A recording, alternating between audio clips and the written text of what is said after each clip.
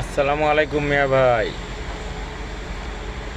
আমি তো সব জায়গায় সবার আইডির সাথে লিস্ট তৈরি করি, যেমন রয়্যাল ফ্যামিলি বিদেশি ক্যামেরা, তাদের সাথে লিস্ট তৈরি করেছি ইনশাল্লাহ। এখন লিস্টটা তৈরি করলাম আপনার সাথে। যাই হোক, গরিব মানুষ কর্ম করে খায়। আপনারা বলেন আপনাদের পিছনে ছুটি একমাত্র টাকার লোভে। যাই হোক, একটু উৎসাহ যদি পাই, আপনার টাকা পয়সা আছে, সবারই টাকা পয়সা আছে অনেক, আমারই নেই। তাই আমি ইন্টারনেট জগতে যেটা বলে তাই বিশ্বাস করি। কিন্তু দেখেন, আপনারা সবাই বাইরের লোক, বাংলাদেশের ভিতরে এখানে একদমও নেই। তা আপনাদের কাছে আল্লাহ পাক অর্থ বেশি দিছে। যেমন প্রিন্সেস শিখা মেহরা, দুবাইয়ের রাজরানী, তার আব্বুর সাথে আমার ছবি আছে, আছে ইনশাল্লাহ।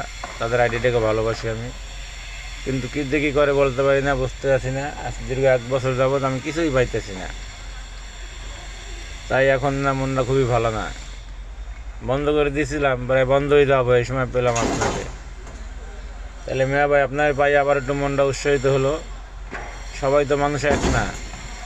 আপনি পাকিস্তান, আমি বাংলাদেশ, তারা ছিল দুবাই, অথবা বাংলা কথা তারা বোঝে না। আমার মেসেজ তারা বোধহয় বোঝে না। আমার শুধু লাইক কমেন্ট শেয়ার এটাই বোঝে, আমি যেটা বুঝি।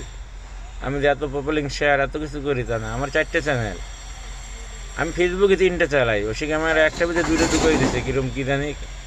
3টে ফেসবুক অলরেডি চলে, আর আমার একটা ইউটিউব চ্যানেল আর টিপটপ চ্যানেল লাল মিয়া 5টা বাংলাদেশ পতাকা, তাহলে আমার পাওয়া যাবে। তাই আমি 5টা চ্যানেল দিয়ে তাদের ভালোবাসা আমি এখন পর্যন্ত কিছুই পেলাম না, দীর্ঘ 1 বছর যাবৎ। এখন আবার এই যে 2025 সাল শেষের দিক দিয়ে আপনাকে পাইছি। আপনাকে 2025 সালের ভিতরেই আপনার তরফের একটা গিফট